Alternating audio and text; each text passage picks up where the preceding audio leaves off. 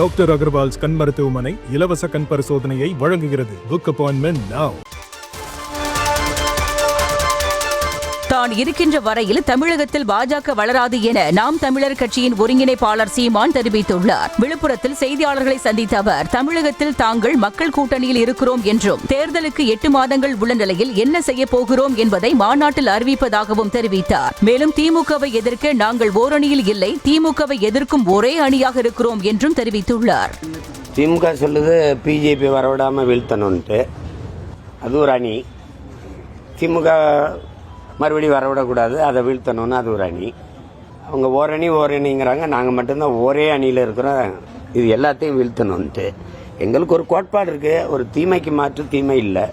நெருப்பை வச்சு அணைப்பது கடினம், நெருப்பை அணைக்கிற நீர் யாருன்னு இருக்குல்ல.